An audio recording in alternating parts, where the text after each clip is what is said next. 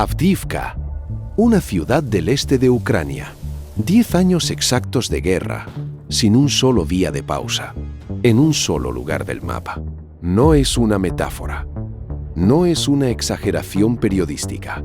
Desde 2014 hasta 2024, este punto específico del Donbass nunca salió del frente de combate activo. ¿Por qué Avdiivka? ¿Cómo es posible que 32.000 personas vivieran aquí, mientras dos ejércitos se destruían mutuamente a pocos kilómetros de sus casas? ¿Y por qué, después de una década peleando por ella, lo que Rusia capturó en febrero de 2024 fue una ciudad sin un solo edificio en pie?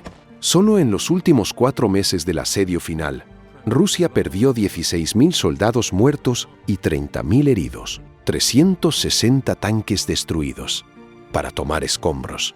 ¿Qué tiene este lugar que llevó a 2 países a destruirlo durante 10 años para no soltarlo? Hoy sabrás el verdadero motivo. Para entender por qué Avdiivka se convirtió en lo que se convirtió, hay que entender primero lo que era. En 2013, Avdiivka era una ciudad industrial del Óblast de Donetsk, en el este de Ucrania. 32.000 personas, colegios, mercados, un estadio de fútbol local. La vida cotidiana de una ciudad de provincia que existía alrededor de una industria central, la planta de coque y química, conocida en ucraniano como Koksochim. Esa planta no era un detalle menor. Era una de las instalaciones de producción de coque más grandes de toda Europa. Transformaba carbón en coque metalúrgico, el insumo que las acerías de la región necesitaban para funcionar. Calentaba hogares, generaba electricidad. Era el corazón económico de la ciudad y una pieza importante de la cadena industrial ucraniana. Pero había algo en el mapa que hacía de Avdiivka un lugar imposible de ignorar para cualquiera que mirara la situación militar del Donbass. La ciudad estaba a 8 kilómetros del centro de Donetsk. 8 kilómetros, la distancia que un coche recorre en 10 minutos por carretera. La distancia que un proyectil de artillería media recorre en segundos. Donetsk era, desde la primavera de 2014, la capital autoproclamada de la República Popular de Donetsk, la entidad separatista prorrusa que Moscú apoyaba y financiaba. Para Rusia y los separatistas, tener una ciudad ucraniana armada y activa a 8 kilómetros de su capital regional era estratégicamente inaceptable. Avdiivka era, en términos militares, una pistola apuntando a Donetsk desde el noroeste. Esa geografía era el origen de todo. No la ideología, no el idioma, no la etnia, la distancia.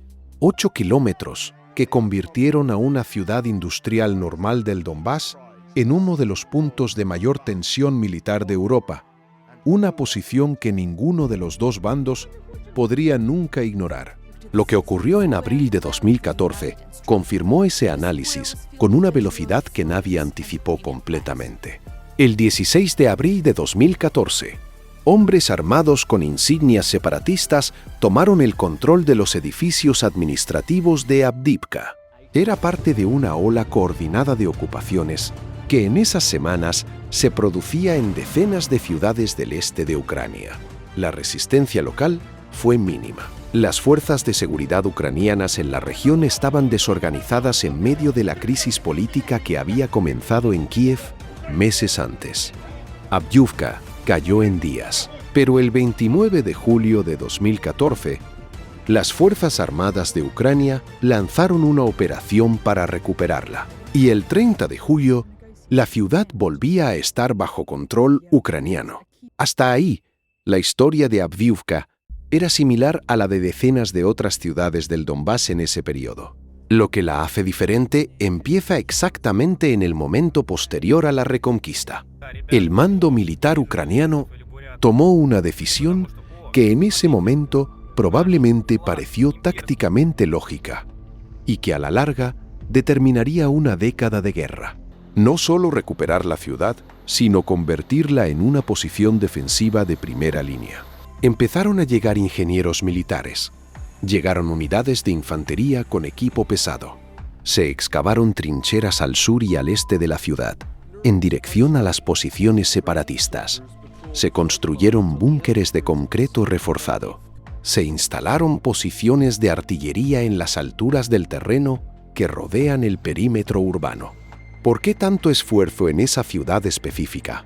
Porque desde Avdiivka, la artillería ucraniana tenía alcance directo sobre el aeropuerto internacional de Donetsk, que los separatistas intentaban controlar. Tenía alcance sobre las rutas de suministro que conectaban Donetsk con los territorios al este.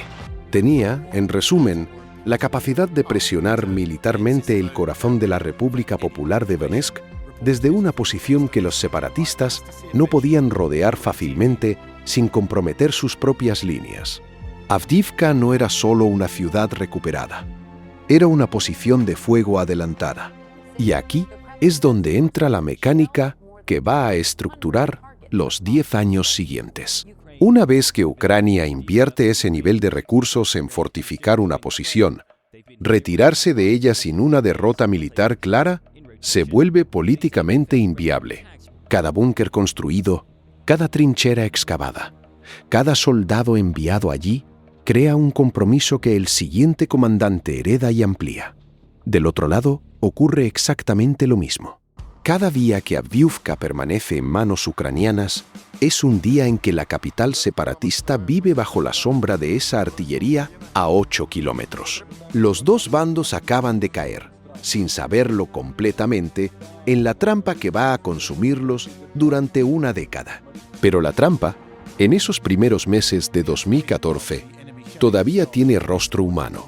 Imagina vivir en un apartamento de una ciudad de provincia y escuchar artillería todas las noches. No en la distancia lejana y abstracta del cine. Artillería real, lo suficientemente cerca como para que las ventanas vibren.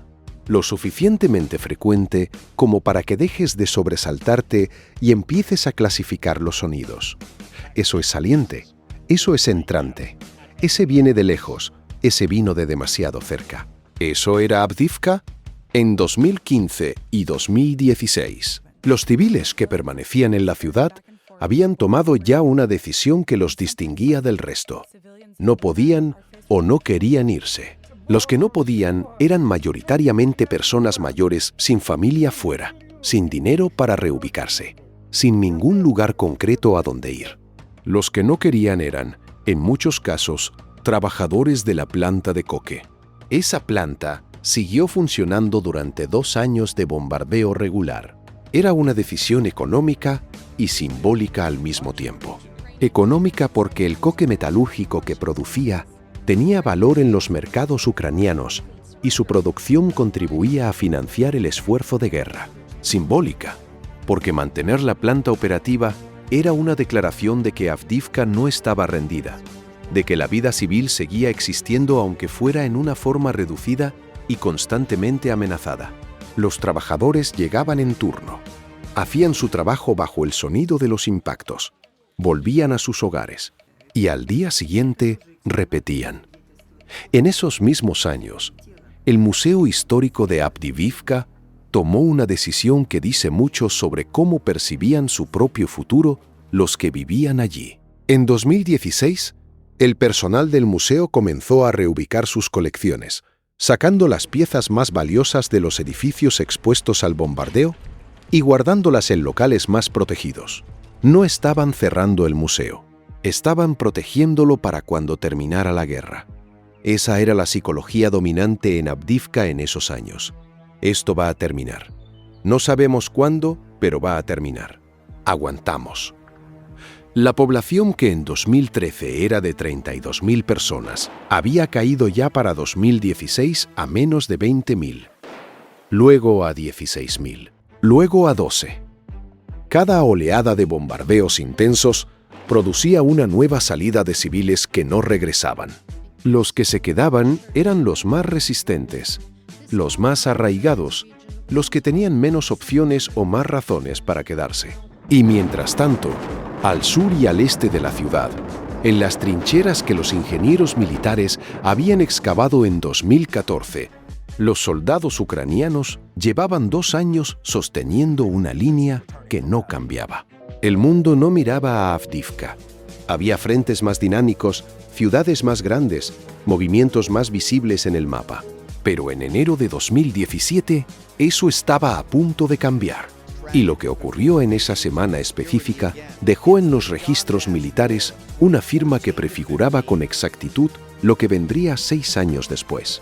El 29 de enero de 2017, el frente en torno a Avdiivka estalló de una manera que los observadores del conflicto describieron en ese momento como la escalada más grave desde la firma de los acuerdos de Minsk.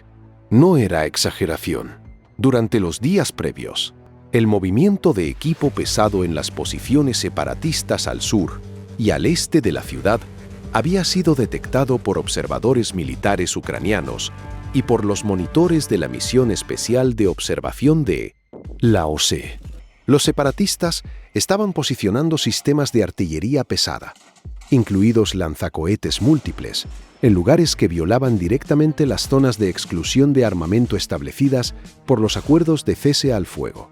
La mañana del 29 de enero, ese equipo abrió fuego.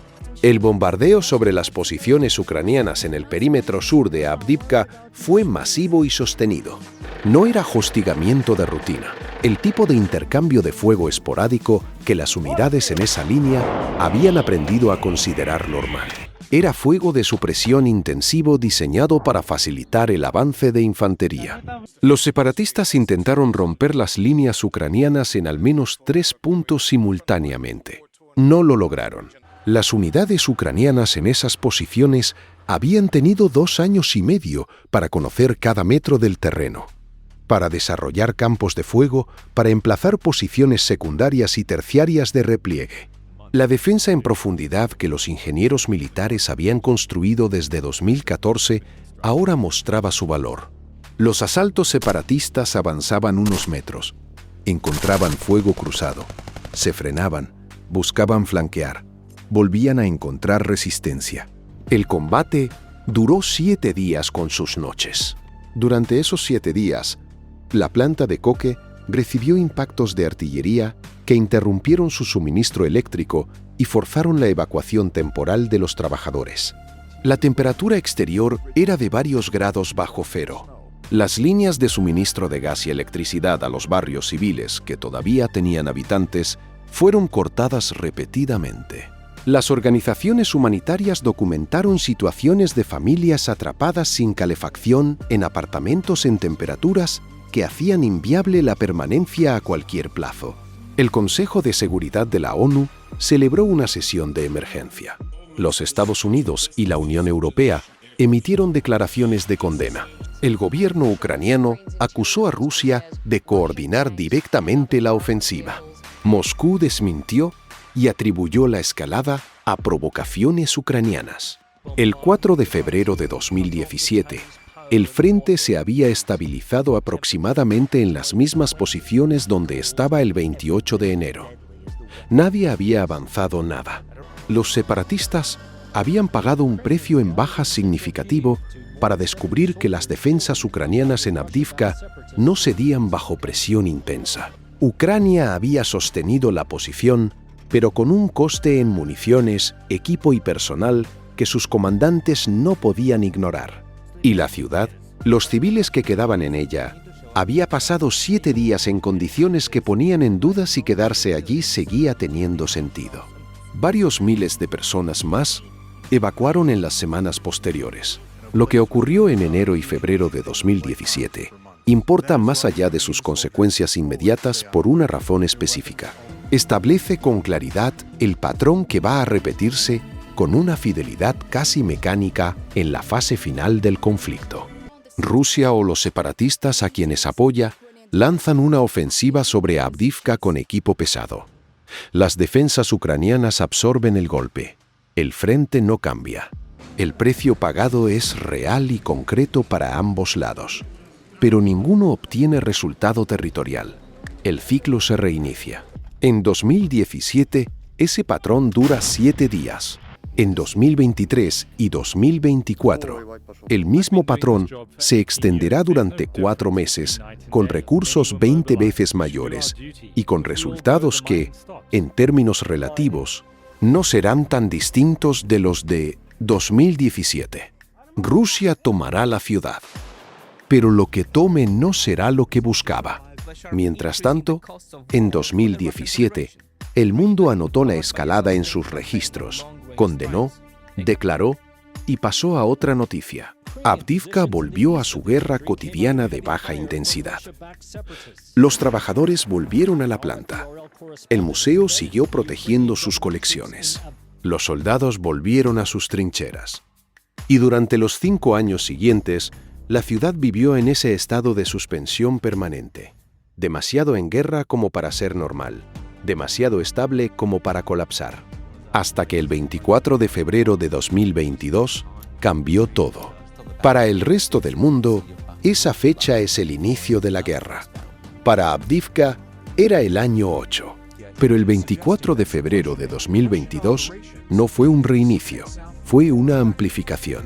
La misma guerra que la ciudad llevaba sosteniendo desde 2014 alcanzó de golpe una escala completamente diferente. Los sistemas de artillería que el ejército ruso y los separatistas habían estado usando en el perímetro de Avdiivka hasta ese momento eran significativos pero acotados. Lo que llegó después del 24 de febrero incluyó munición de mayor calibre, frecuencias de fuego que multiplicaron los impactos por jornada y drones de observación que permitían corregir el tiro con una precisión que antes no existía en ese frente específico. La planta de Kok, que había sobrevivido funcionando de manera reducida durante 8 años de conflicto, comenzó a recibir impactos que ya no eran el daño colateral de un frente cercano, sino el resultado de ser deliberadamente identificada como objetivo de valor. Para 2022, la planta había perdido la mayor parte de su capacidad operativa. Los civiles que quedaban en la ciudad respondieron de la única manera que tenía sentido: evacuando. La población colapsó a menos de 2.000 personas para finales de 2022. Para mediados de 2023, a menos de 1.500. Y los que permanecían vivían en su mayoría en los sótanos y búnkeres subterráneos que los años de conflicto habían convertido en el hábitat real de la ciudad. Pero mientras los civiles salían, los militares entraban. Ucrania reforzó sus posiciones en Avdiivka después del 24 de febrero porque la lógica táctica que había justificado la defensa desde 2014 seguía completamente vigente. Desde aquí se podía presionar a Donetsk. Desde aquí se podía vigilar el movimiento ruso en el norte del oblast. Desde aquí se podía sostener una posición que obligaba al enemigo a comprometer recursos para neutralizarla. La disonancia era visible desde afuera. Mientras la ciudad se vaciaba de vida civil, se llenaba de equipo militar. Lo que era un lugar para vivir se había convertido completamente en lo que siempre fue para los planificadores militares: una posición. Y en octubre de 2023, Moscú decidió que ya era suficiente de esperar. El 10 de octubre de 2023, el ejército ruso lanzó sobre Avdiivka la operación ofensiva más grande que había intentado en ese sector desde el inicio de la guerra, a gran escala. No fue un asalto frontal directo sobre el centro de la ciudad. Eso habría sido suicida, dado el estado de las defensas ucranianas. La estrategia rusa fue diferente y estaba diseñada para evitar exactamente el tipo de combate urbano, edificio por edificio, que había costado tanto en otros puntos del frente. El plan era rodear la ciudad. Las fuerzas rusas atacaron simultáneamente en 2 ejes. Por el norte, intentando cortar la carretera de Pokrovsk, que era la ruta principal de suministro ucraniana, hacia Avdiivka. Por el sur, presionando sobre el complejo de la planta de coque y los terrenos industriales que lo rodeaban, buscando cerrar el anillo desde esa dirección. La lógica era clara. Si se cortaban las líneas de suministro, la guarnición ucraniana dentro de la ciudad quedaría sin munición, sin alimentos, sin refuerzos. La rendición sería una cuestión de tiempo sin necesidad de conquistar cada edificio con infantería. Lo que los planificadores rusos no calcularon con precisión suficiente fue la velocidad a la que Ucrania podía reforzar esas líneas de suministro bajo presión. y el nivel de resistencia que las unidades ucranianas sostendrían en los terrenos de la planta. Los túneles subterráneos del complejo Koksojim resultaron ser una fortaleza natural. Construidos décadas antes para la logística industrial, ofrecían protección contra el fuego de artillería que ninguna posición de superficie podía igualar. Las unidades ucranianas los usaron para moverse, para almacenar munición, para evacuar heridos, para resistir los asaltos de infantería rusa que intentaban tomar el complejo desde arriba. Los asaltos rusos sobre la planta durante esos meses fueron repetidos, masivos y extraordinariamente costosos.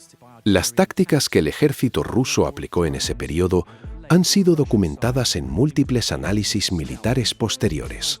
Oleadas de infantería con cobertura de artillería insuficiente, avances en terreno abierto hacia posiciones ucranianas bien emplazadas, pérdidas que en cualquier ejército con una doctrina de gestión de bajas diferente habrían forzado una pausa operacional.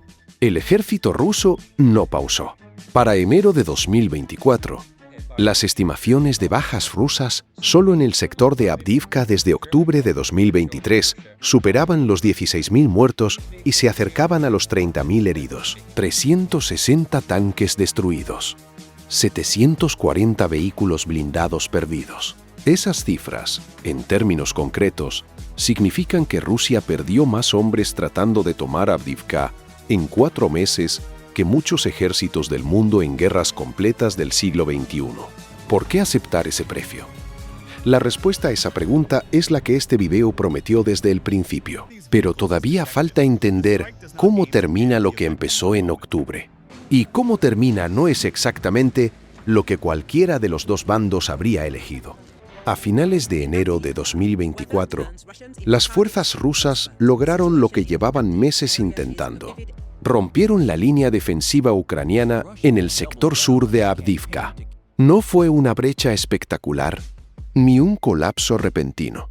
Fue el resultado de la acumulación de presión durante más de 3 meses.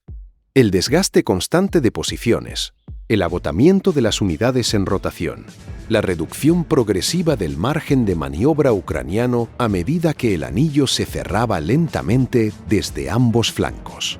Cuando la brecha se abrió en el sur, la situación cambió de forma cualitativa.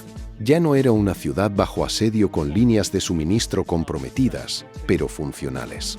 Era una posición en proceso activo de encirculamiento, con el corredor de escape reduciéndose bajo fuego.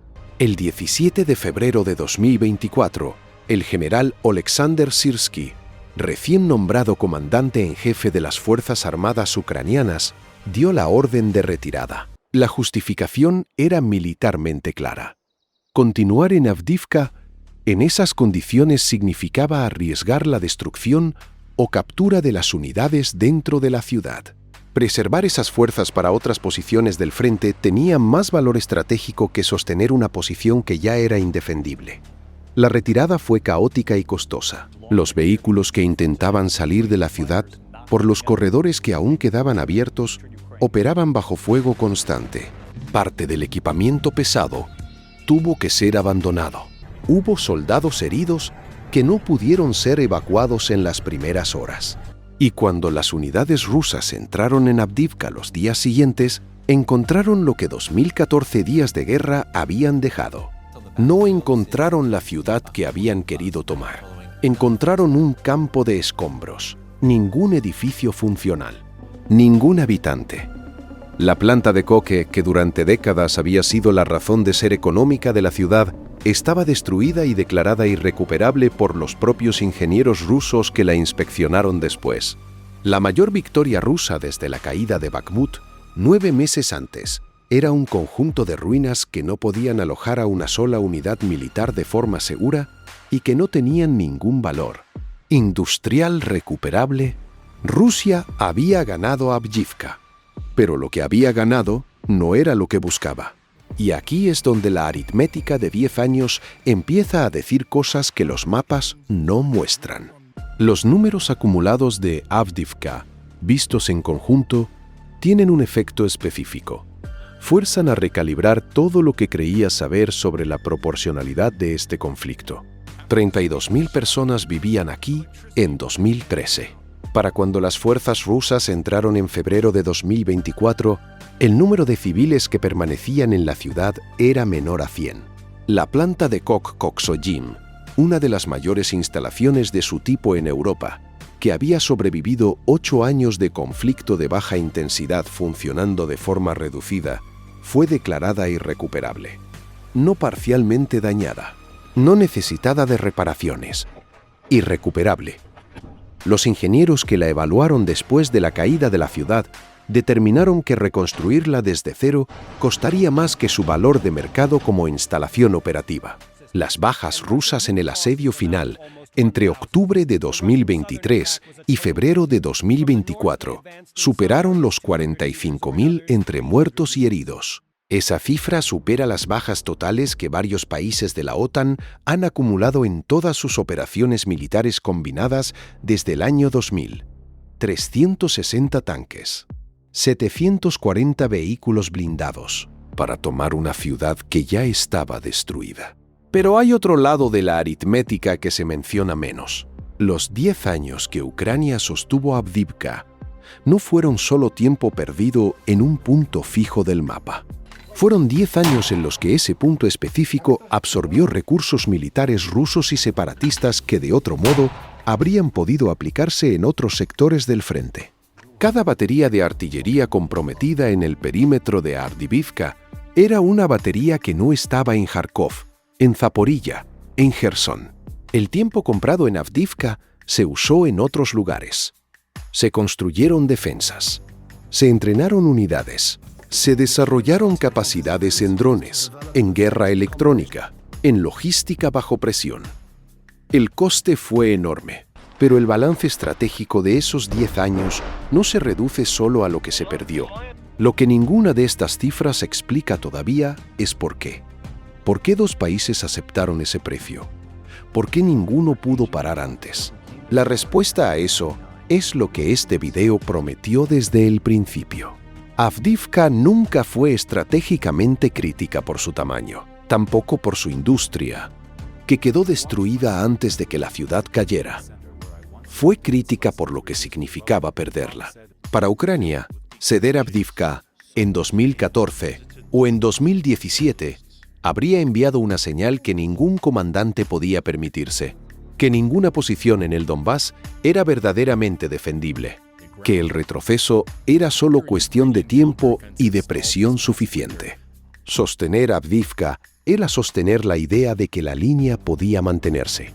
Para Rusia, no tomarla significaba que la capital de su república separatista aliada vivía indefinidamente con artillería ucraniana a 8 kilómetros. Cada día que Avdiivka permanecía en manos ucranianas era un recordatorio permanente de que Donetsk no estaba segura. Ninguno podía retroceder sin un colapso de credibilidad que habría costado más que la guerra misma. Ese es el verdadero motivo. No fue el coque, no fue la geografía industrial. Fue lo que cada bando había apostado públicamente en ese punto específico del mapa.